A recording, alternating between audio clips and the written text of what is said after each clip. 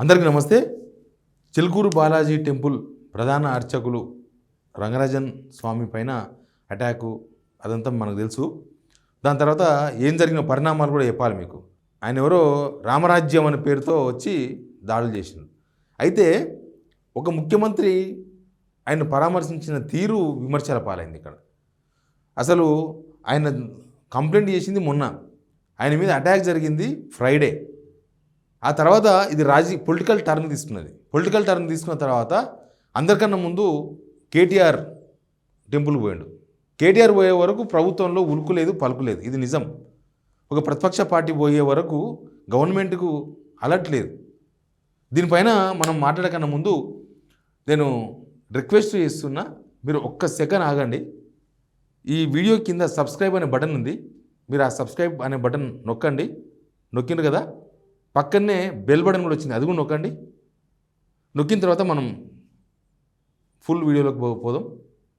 ఇంకా నిన్న కేటీఆర్ పోయిండు. ఫస్ట్ అందరికన్నా ముందు రంగరాజన్ స్వామి దగ్గరికి కేటీఆర్ పోయిండు, ఆయనతో మాట్లాడిండు, ఆయన బాధ తెలుసుకున్నాడు. అక్కడ నుంచి వెనుకకు వచ్చిండు. అప్పటిదాకా ప్రభుత్వంలో ఉలుకు లేదు, పలుకు లేదు. ఎందుకు ఉలుకు లేదు? ఆయన కంప్లైంట్ చేసింది ఎప్పుడు? ఆదివారం నాడు కంప్లైంట్ చేసిండు. ఆదివారం నాడు పోలీస్ స్టేషన్లో కంప్లైంట్ చేసి, మొయినాబాద్ పోలీస్ స్టేషన్లో చేస్తే, ఆదివారం ఎప్పుడో 10:30, 11 చేసిన కంప్లైంట్ చేస్తే ప్రభుత్వానికి తెలిసినట్టే కదా, ప్రభుత్వం దృష్టికి వచ్చినట్లే కదా. ప్లస్ హోమ్ మినిస్టర్ కూడా, ముఖ్యమంత్రి. అసలు ఆ ఫోన్లో రేవంత్ రెడ్డి మాట్లాడిన తీరు చాలా జుగుత్సాకరంగా ఉంది. ఒక ముఖ్యమంత్రి అట్లా మాట్లాడకూడదు.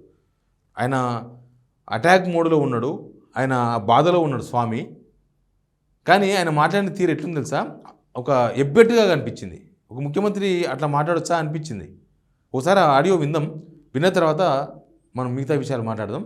అక్కడికి ఏమైందంటే చేవెళ్ళ ఎమ్మెల్యే యాదయ్య పోయింది. ఎందుకంటే కాన్స్టిట్యున్సీ పరిధిలోకి వస్తుంది కాబట్టి చేవెళ్ళ ఎమ్మెల్యే యాదయ్య బహుశా ఆయన్ని పంపించి ఉండొచ్చు. పోయిన తర్వాత కామెడీ, ఏం యాదయ్య నువ్వే మొత్తం అటాక్ చేయించినావంట. ఎట్లున్నదంటే అక్కడ ఉన్న సీరియస్నెస్, అటాక్ చేసినప్పుడు పరామర్శించే తీరది కాదు కదా. స్వామి ఎట్లున్నారు, ఏంది, ఏమైంది, అసలు ఏం జరిగింది, అదిగా తెలుసుకోవాల్సింది. మేము ఉన్నాం, తడాక చూద్దాం అనేది. ఒకసారి ఏమాట్లాడు వినండి. అదే నాకు తెలిసి నేను వచ్చిన చూసిండ్రా, దాడులు చేపిస్తున్నాంటామని పరాచకాలు ఆడుతున్నారు ఎమ్మెల్యేతోన. యాదయ్యనే నవ్వుతున్నాడు, ఆ పక్కన నన్ను ఇంకా ఎగలబడి నవ్వుతున్నాడు. స్వామి ఏమో బాధలోనే పడ్డాడు. ఆ తర్వాత కంటిన్యూ అయ్యింది. ఆ కంటిన్యూషన్లో కూడా కనీసం సీరియస్నెస్ కనవల్లే. ఆ కంటిన్యూషన్లో కూడా ఏం మాట్లాడి వినండి ఒకసారి.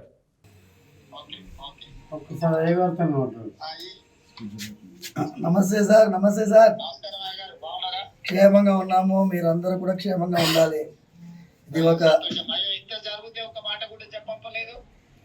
చెప్పడం ఏం సార్, మీరు ఉన్నారు, రక్షిస్తున్నారు. పోలీసు వ్యవస్థ బ్రహ్మాండంగా పనిచేస్తున్నది. మాకేమైందంటే it is a shocking thing sir for me. Imagine sir, imagine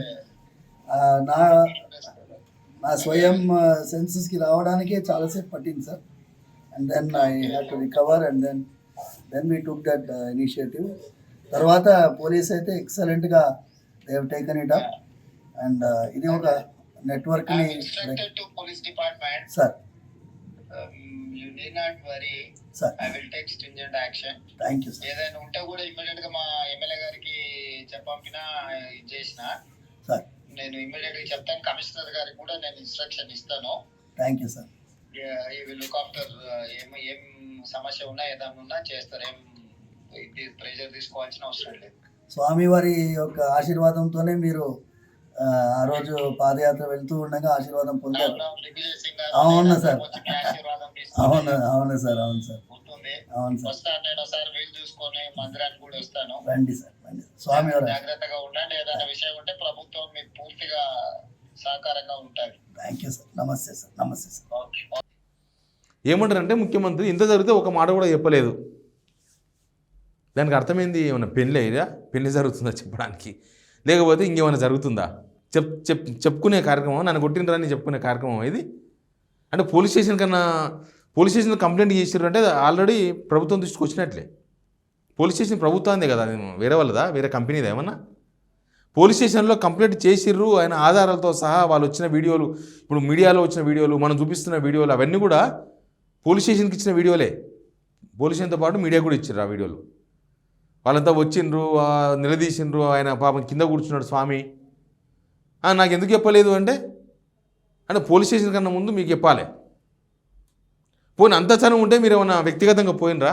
18 గంటలు నేను అసలు కష్టపడుతున్నాను, నిద్రనే పోతలేను, అన్నమే తింటలేను, నేను అసలు ఏం చేస్తలేని చెప్పుకుంటున్న ముఖ్యమంత్రి గారు చిలుకూరు బాలాజీ టెంపుల్ ఇక్కడనే పక్కనే కదా, పోయి మరి పరామర్శించిండ్రా? అంత దగ్గరైతే స్వామికి లేదు. ఇప్పుడు ఎట్లుంటుంది,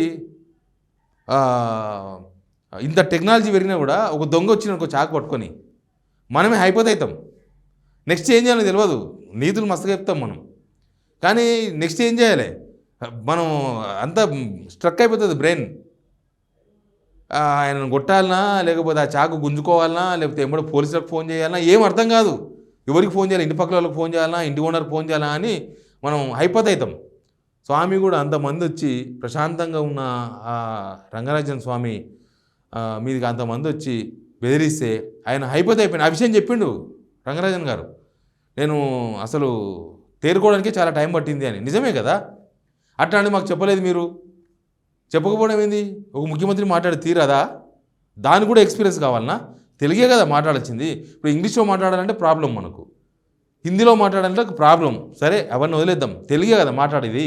తెలుగు మాట్లాడడానికి కూడా ఇంత దాన్ని ప్రౌడ్గా, అంటే అదేదో గర్వంగా, అదేదో గొప్ప అక్కడ జరిగింది, నేను మిస్ అయిపోయినా అన్నట్టు మాట్లాడుతున్నారు. అక్కడ ఏదో గొప్ప విషయం జరిగింది, అది నా వల్లనే జరిగింది, గొప్ప విషయం, అది నా విషయం నాకు చెప్పలేదు అంటాం కదా మనం. ఎప్పుడన్నా ఎవరన్నా ఒక చిన్న హాస్పిటల్ చెప్పుర్రి అని అంటే, చిన్న హాస్పిటల్ చెప్తే అయ్యో పోయిన అయిపోయింది పని చెప్పని కూడా చెప్పలే అంటాం కదా. అట్లున్నది నా కథ. తెలుసుకోవాలి మీ ఇంటెలిజెన్స్ ఏం చేస్తున్నది, మీ పోలీస్ డిపార్ట్మెంట్ ఏం చేస్తున్నది. అసలు వాళ్ళందరూ అంత కట్టకట్టుకొని, ఆయన ఎవరో వీరరాఘవ రెడ్డి ఎవరో అంత బస్సులు వేసుకొని పేపర్ యాడ్లు ఇచ్చి, మరి పేపర్ యాడ్లు, డైరెక్ట్గా పేపర్ యాడ్లు. అండ్ ఇంకొక వీడియో కూడా వచ్చింది బయటికి, ఆయన ఏకంగా అందరికీ పిలిపించేసిండు.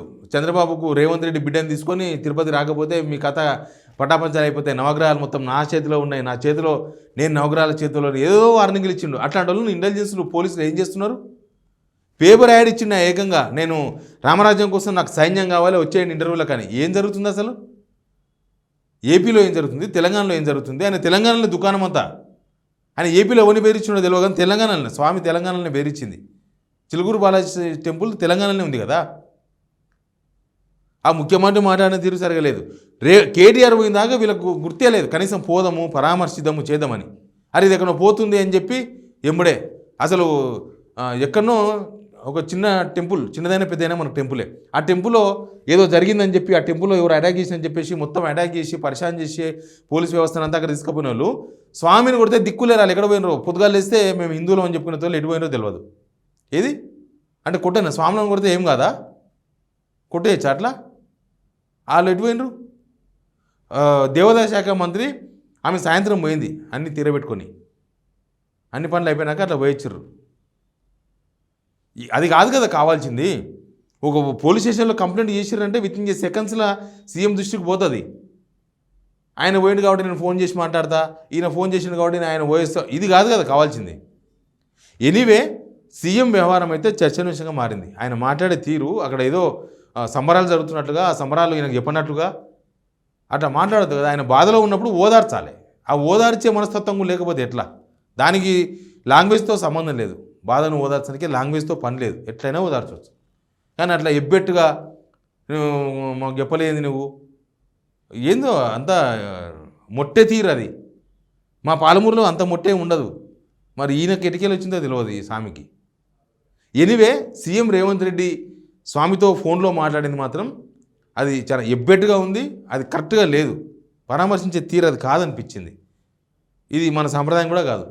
ఓ బాధలో ఉన్న వ్యక్తిని అట్లా ఎబ్బెట్టుగా మాట్లాడడం, ఇష్టం ఉన్నట్టు మాట్లాడడం కూడా కరెక్ట్ కాదు. Please subscribe signal TV.